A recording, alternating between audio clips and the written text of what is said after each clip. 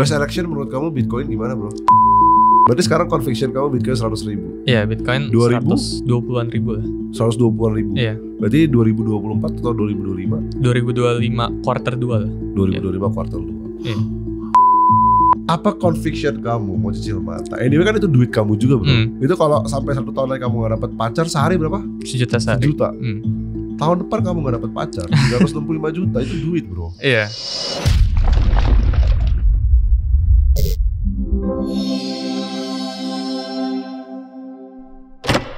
Sulianto, Yeah. Kita berdua kenal karena lo ikut di CIT private kita kan. Iya. Dan itu waktu pertama kali kita ketemu aku gak nyangka loh sebenarnya. Nih anak masih kecil udah mau sok-sokan belajar trading. Waduh. Ya kan? Iya. Kamu itu umur berapa pertama kali? Berapa ya? 15 kayaknya. Wow kan 15 tahun guys, bayangin. Iya. Datang ke kantor begitu aku ketemu kamu, loh ini gak salah nih mulut aku kayak gini kan. Rata-rata kan yang aku ketemu kan orang-orang yang udah umur 40, 30. Kamu datang, loh gile ini orang. Akhirnya aku tahu background kamu lah. Iya. Dari gamers, ngasilin duit, mau ngelola duitnya di financial market. Iya. Bener ya berarti Iya. ya. Tapi sekarang so far gimana perjalanan kamu di financial market? Ceritain dong. Iya. Sebenarnya gitu-gitu aja ya. Sekarang lagi di crypto sama lagi di forex ya. Forexnya mainly di prop firm gitu. Oke. Jadi cari duit dari prop firm, ditembakin ke kripto. Ibaratnya kita multiply di kripto gitu. Sekarang muter gitu terus. Oke, jadi kamu cari duitnya di forex, dapat duit nih misalnya 1 miliar, terus kamu pindahin ke kripto. Di kripto, iya. Altcoin atau Bitcoin? Ya, mostly ke Bitcoin. Mostly tapi ke Bitcoin altcoin ya? juga lempar gitu. Altcoin juga ada. Iya, kamu juga sempat viral tuh kan, ya cicil mantas sampai dapat pacar. Iya. Pertanyaannya dapat pacar belum sekarang? Belum. Terus nanti kalau 10 tahun lagi belum dapat gimana, bro? Waduh. Iya. Sekarang umur berapa sih? Sekarang 18. 18 tahun. Iya. Oke, I see. Terus sekarang proper masih jalan berarti? Masih jalan. Berarti masih ngurus. Sekarang kelola duit berapa? Hampir 7 digits lah. Hampir 7 figures. Wow. Iya. Ini gue ngomong bukan sama orang yang main-main guys. So jadi dulu kan lu belajar ceritanya nih tentang keilmuan ya astrologi trading, atau kamu juga belajar di CAT kan sampai akhir kamu ngambil CAT yang certified, bener ya? Iya. Batch berapa terakhir? 29. Lagi jalan berarti. Sekarang berarti level? 2. Level 2, ya, astrologi berarti ya? Iya. Astrologi. So dari pengalaman yang udah kamu tempuh lah beberapa tahun terakhir, so far menurutmu seberapa pengaruhnya sih ilmu yang udah kamu pelajarin? Tentang trading ya, kita ngomong gak usah ilmu yang di CAT aja, tapi tentang whole trading yang udah kamu pelajarin. Oh ya, itu ya life changing ya. Life changing. Karena main source income aku sekarang ya bukan dari mana-mana, dari trading ya. Jadi dari duit dari mana? Trading gitu. Enggak tempat lain lagi. Kamu kuliah gak sih sekarang? Oh, aku gap year. Oh, gap year. Iya. Terus kamu manfaatin waktunya itu buat kamu fokus benar-benar di financial market. Iya, kan lagi pengen build sesuatu juga kan. Gitu. Jadi sekarang prop firm, terus kamu invest juga di Bitcoin, ya main source income dari sana kan sebenarnya. Iya, kayak gitu. Yang pengen aku bahas pertama kali ini soal prop firm kamu. Itu kan istilahnya kayak misalkan kamu membuat you make money from your money kan. Iya. Karena kamu butuh modal juga kan. Iya. Ceritain dong bro tentang prop firm itu. Mungkin di penonton kita banyak yang gak tahu nih soal prop firm. Jadi idenya dari prop firm itu kayak gini. Kalau duit kita kecil banget, misal ya under 100 juta lah ya. Under 200, 100 juta. Duit modal nih ya. Ya modal buat trading nih, misal pengen trading. Itu kalau kita tembakin ke real account, itu most likely loss. Hampir pasti lah loss gitu. Yes. Karena kalau kita pakai risk management di 100 juta ini dapetnya 1 juta, 2 juta itu terlalu kecil gitu. Makanya idenya itu ya kita dari 100 juta ini kita tembakin ke prop firm gitu kan. Dari prop firm ini ya kita make money dari sini. Kan prop firm itu bisa pakai risk management gitu. Karena kalau 100 juta ini pakai risk management gak akan kaya-kaya gitu. 100 juta 1% sampai mampus pun gak kaya-kaya gitu. Benar. Ya jadi tembakin ke prop firm gitu kan. Prop firm ini ngasilin duit, dapat payout. Setelah banyak baru digulung ke real account gitu. Jadi end goal-nya di situ. Sama di invest gitu ada berarti modelnya gitu. Kamu gulung ke real account itu adalah real account-nya kamu pribadi atau real account dari prop firm-nya itu? Ya jadi kalau aku pribadi aku pecah 2 ya. Jadi sekarang aku punya tim yang bantu tradingin buat aku gitu. Wow. Ya jadi udah 2 orang sih sekarang ya. Jadi duit dari prop firm ini misal dapat payout berapa gitu kan. Aku lempar sebagian ke kripto, ada persentasenya sesuai aturan aku. Aku lempar juga sebagian buat teman aku tradingin gitu. Ini aku tradingin gitu. Sesuai apa yang aku ajarin gitu, kayak gitu. Oke, jadi dari prop firm tadi kamu ambil uangnya kasih ke teman-teman kamu buat bantu tradingin sebagian itu kan. Nanti diputar terus kayak gitu. Ngegulung terus dan tapi intinya nggak pernah keluar dari financial market. Enggak. Bisnis sekarang run nggak? Nggak ada sih ya. Aku bisnis palingan sekarang Trade with Sully affiliates ya. Oke, affiliate berarti kan itu. Ya itu masih masuknya juga financial market kan. Iya, jadi ya karena dulu kan aku ada bisnis banyak kan. Ya. Kayak coba buat game. Aku ada kayak kemarin aku juga cari-cari di galeri HP aku. Oh, aku pernah buat makeover Instagram ya kan. Aku pernah buat jualan casing HP. Aku pernah banyak lah ya. Cuma gara-gara sekarang pendapatan dari prop firm sama dari portfolio income aku itu udah bisa mencukupi lah gitu kan. Aku rasa udah cukup lah buat aku putar di sini aja gitu kan. Jadi aku nggak perlu cari active income ya kan segitiga gitu kan. Oke, ya. Terus berarti kamu ketika pertama kali masuk ke prop firm yang kamu cerita sama aku dapat 1 miliar pertama itu kan, yang ngelola uang 1 miliar.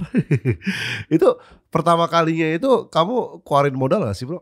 Ya itu keluarin. Modal buat daftarnya itu kan? Iya daftarnya $500 lah. Tapi sekarang pertanyaannya gini. Mungkin ya adalah banyak ribuan orang di luar sana yang bahkan mau daftar prop firm, tapi mereka nggak berani. Iya. Apa yang bisa bikin kamu berani waktu itu? Ya maksudnya nggak tahu ya. Aku nggak mikirin resikonya sih pas itu sih. Langsung gas aja lah. Iya gas aja. Gitu kan. Jadi pertama kali prop firm FTMO. Aku coba 3 kali sih sebenarnya. Jadi yang pertama kali itu 10.000 kawannya. Gagal 10.000-nya. Terusnya yang 50.000 gagal. Terusnya aku review trade-nya. Oh ini salah di sini. Oh ini salah di sini gitu kan. Terus saya ketemu. Yaudah yang ini tembak 100.000, tapi yang ini serius mainnya gitu. Jadi 100.000 kita mainnya. Berarti modal yang lu keluarin gede juga dong. Ya buat lolos prop firm gak nyampe 20 juta gak nyampe lah. Gak nyampe. Iya. Ya tapi kan mungkin untuk beberapa orang itu lumayan besar kan. Oh iya. Tapi yang paling penting passionnya sih menurut gua. Dedikasi lu tinggi banget sama dunia tradingnya. Dan waktu itu lu spesial di mana? Gold. Ya itu aku lupa ya. Atau all market. Karena pas FTMO sama sekarang udah beda lagi approach aku tradingnya gitu kan. Jadi pas FTMO kayak major pair doang sih ya di gold, Nasdaq, pound yen, ya itu kayak itu 3 deh. Gold pokoknya juga masuk ya, Nasdaq juga main ya. Iya masuk.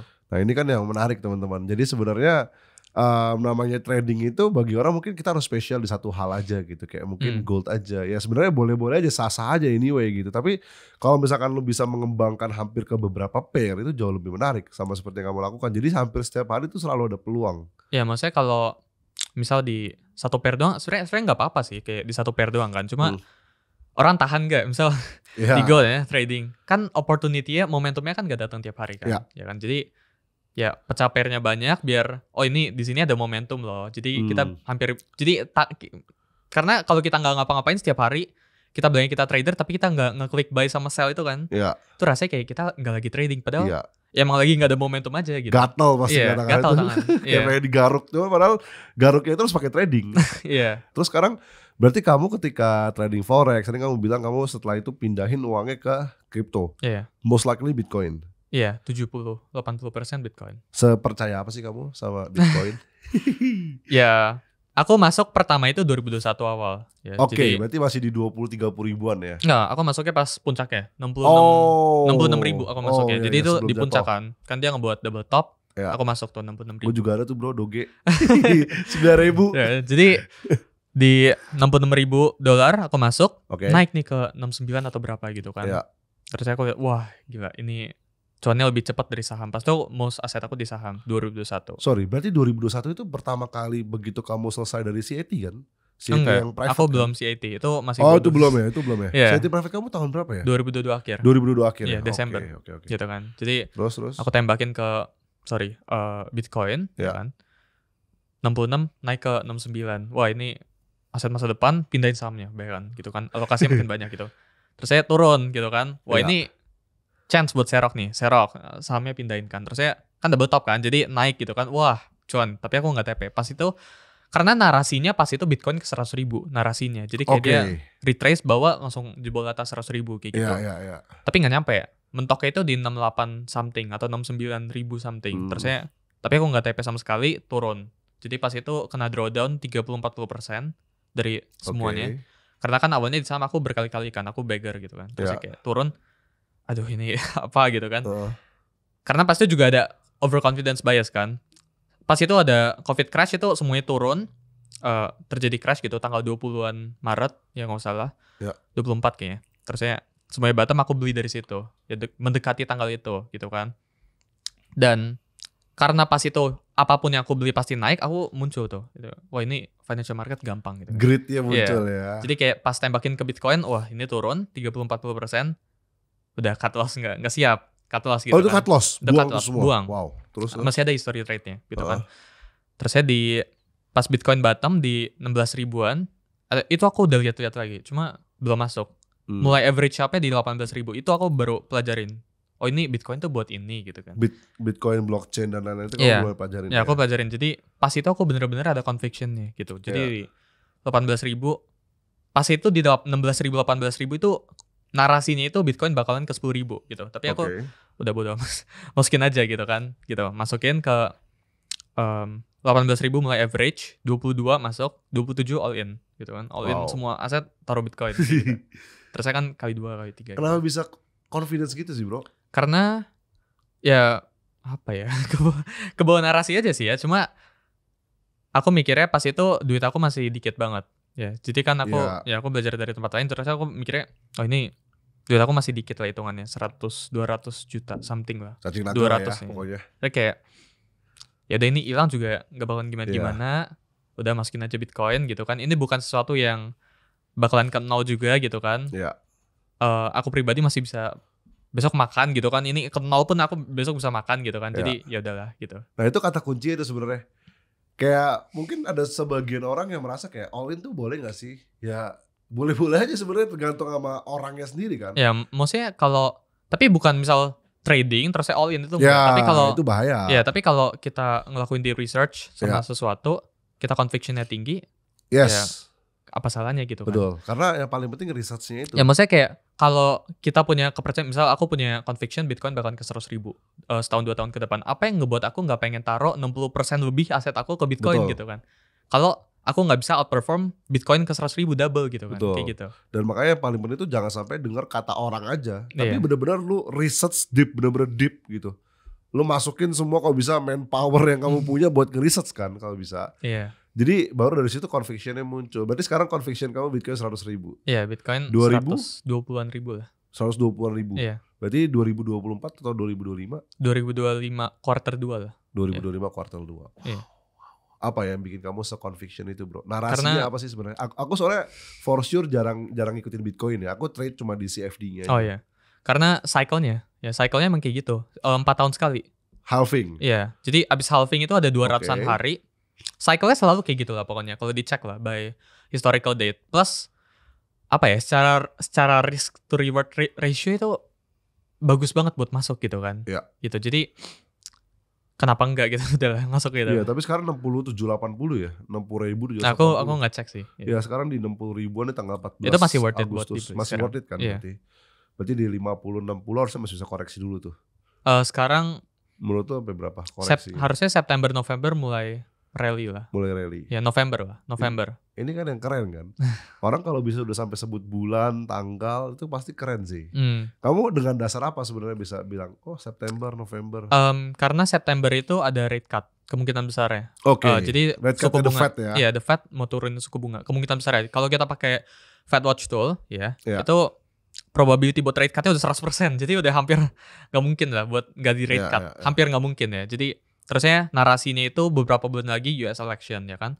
Donald Trump leading ya kan. US election menurut kamu Bitcoin gimana bro? Ya Donald Trump kan leading udah pasti. Iya. Harusnya udah pasti. Most likely leading ya kan.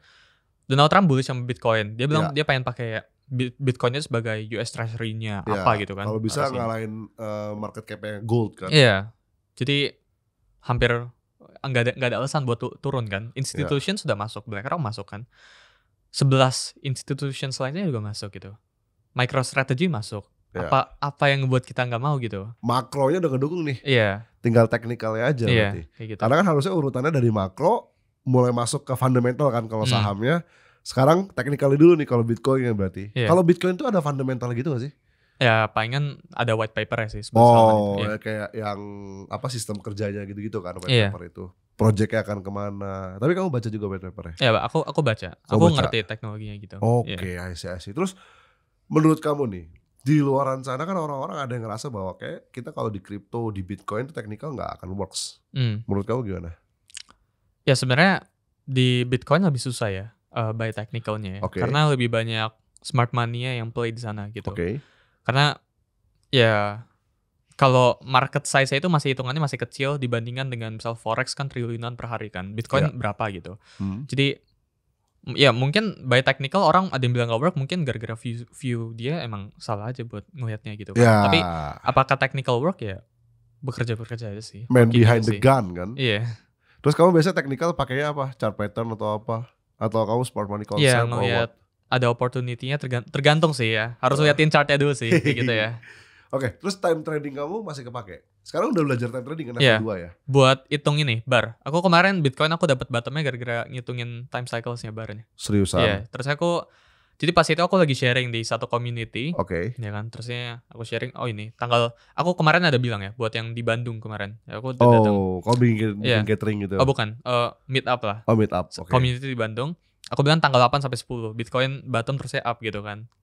Dan kalau nggak salah kemarin tanggal 8, bullish candle-nya 7.000 gitu kan. Itu dapat bottomnya di situ. Jadi aku masuknya sebelum tanggal 8-nya gitu kan. Jadi masuk di situ average-nya gitu. Jadi ketemu lah. Jadi kepake dong ya? Iya, kepake. Time trading di Bitcoin. Iya. Itu time trading kamu gunain Moon atau kamu pakai Time Geo? Iya. Jadi dihitung barnya, iya. Oh, berarti Time Geo kan? Iya. Ya pakai Harmony juga ujung-ujungnya. Iya, wow. Gitu. Dan kamu ini masih still learning, Bro. Iya. Dulu CIT private sama aku kan. Iya. Aku kan titipin kamu ini table trading plan. Iya. Jangan sampai kamu keluar dari trading plan. SOP dikembangin boleh aja. Iya. Setelah itu 1 tahun setelahnya datang, kok aku mendapat segini ya bla bla bla bla bla gitu kan. Yang usah sebut nominal ya kan. Iya. Oke, kita bikin videonya. Sampai sekarang memang belum karena Pak Gemay lagi di US. Iya. Hari ini aku undang kamu podcast dengan sesuatu yang lebih viral lagi. Iya. Cicil manta sampai dapat pacar. Gimana itu konsepnya? Udah dapat pacar belum kan? Belum. Gimana konsepnya itu? Mau sampai tahun berapa? Ya itu iseng aja sih ya. Tapi bukan iseng itu iseng aja lah ya. Iseng.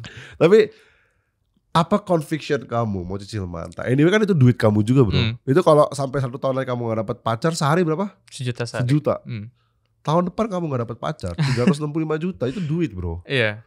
Cuma kayak aku beneran pas klik buy di Manta di day one. By the way bukan financial advice atau kayak gimana. Iya. Tapi kayak aku klik buy di Manta itu aku gak tahu itu projectnya tentang apa. Aku tahu lah sekilas kayak ini layer tuh ini apa gitu. Aku tahu lah. Cuma deep dive-nya itu dalamnya itu aku gak tahu gitu. Tapi kayak iseng-iseng aja. Aku lihatnya simple. Attention Manta tinggi. Terusnya harus digabungin sama apa nih biar bisa ini kan. Dapat pacar gitu kan. Cicil manta sampai dapat pacar kayak gitu. Itu berarti kamu gunain buat ngedaki traffic sosial media kamu lah ya sebenarnya. Plus minggu depan nih aku baru mulai ngerti nih. Minggu depan aku ketemu sama co-founder sama founder Manta di Bali nanti. Wow, amazing. Sampai nanti dipanggil. Mungkin buat konten sana ya. Jadi dari konten itu membuka peluang kamu kan sebenarnya. Networking terus kemudian sosial media kamu naik kenceng. Dan ya amazed guys gitu dari dunia financial market akhirnya bisa tumbuh kayak gini. Terus sekarang pertanyaan aku adalah mungkin ini pesan juga sih untuk beberapa orang-orang yang di luar sana yang mungkin mau gabung ke keluarganya Astronaci di CAT atau mungkin untuk orang-orang di luar sana yang bahkan dia sudah bergabung tapi bingung mau ngapain. Aku mau tanya, kamu kan CAT private, abis itu kamu lari ke CAT certified yang batch 29 kan? Tahun ini kan terakhir batch 30. Kamu tahu gak infonya terakhir tahun ini? Iya tahu. Tahu kan tahun ini terakhir. Aku pengen kamu kasih satu tips mungkin sebelum kita ngakhirin podcast hari ini. Menurut kamu nih, untuk orang-orang yang udah belajar dengan keilmuan yang orang bilang mungkin cukup rumit, tapi sebenarnya simple di dalamnya kalau kamu pelajari dengan baik. Menurut kamu apa sih yang harus dilakuin sama orang-orang di luar sana untuk mereka bisa mungkin mengembangkan ilmunya atau bisa make money dari financial market kayak kamu ini? Sebenarnya kayak gini ya, aku pengen bilang kalau ikut course bukan berarti, karena gini, psikologinya orang tuh kalau ikut course pasti pintar. Bayar itu berarti instan. Nah itu orang pengennya kalau bayar langsung dapat gitu kan. Sedangkan gak bisa kayak gitu kan. Terusnya kita harus ngikutin 80-20 tahu ya, rules 80-20 kan. Jadi ya most likely orang yang ngikutin course apapun itu di luar dari Astronaci atau Astronaci pun itu 80%-nya atau bahkan lebih gagal gitu. Jadi emang kayak gitu pada dasarnya gitu. Pasti. Jadi jangan, maksudnya gimana ya? Gak bakalan semudah itu lah gitu kan. Karena kalau gampang ya semua orang trading gitu kan, udah quit dari jobnya gitu kan. Jadi pertama itu gak bakalan semudah itu gitu. Terus saya bayar itu bukan berarti instan ya, tapi bayar itu akan membantu gitu lah, membantu learning mempercepat lah prosesnya gitu kan. Ya aku pribadi kenapa aku willing to spend it, by the way itu uang sendiri ya yang CAT semuanya. Karena aku punya income dari luar, aku pengen punya income lain gitu kan, kayak gitu kan. Jadi aku mikirnya gimana nih cara aku speed up percepatnya gitu kan. Karena pas itu aku udah nonton di YouTube ya. Apa aku cari technical analysis course ya 3 jam aku nonton. Yang one on one ya. Sebenarnya sama materinya. Sebelum Astro. Sebenarnya sama materinya kayak ini candlestick tuh kayak gini. Ada pattern kayak gini. Semuanya sama gitu. Difference sama sih sama yang diajarin, cuma lebih serak gitu pas dapat di depan diajarin langsung kayak gini loh gitu. Jadi mempercepat aja sih learning curve ya gitu. Tapi bukan berarti menjamin bakalan bisa gitu. Berarti intinya jangan sampai kamu merasa bahwa atau jatuh ke dalam perasaan lu pasti bisa. Lu ikut CAT certified lu pasti kaya.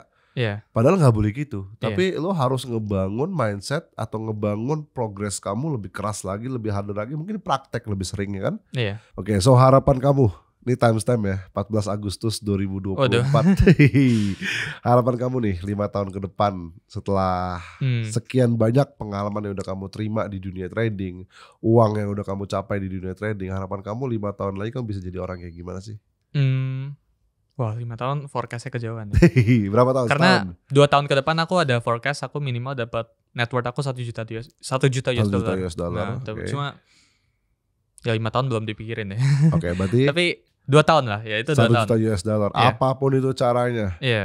Mau jualan apapun ini 1 juta US dollar. Pokoknya 1 juta US dollar. Gitu. So, ini sebuah semangat yang sangat-sangat menarik ya dari Sulianto. Umurnya berapa sekarang? 18 tahun, dan ini patut ditiru baik untuk anak-anak yang lagi nonton video ini, tapi kan lebih banyak orang tua kali. Jadi dari sini progresnya kita udah bisa dapat bahwa gak ada orang yang gampang dapat duit. Setuju ya? Bahkan lu mau belajar di CAT pun juga ya belum tentu sukses.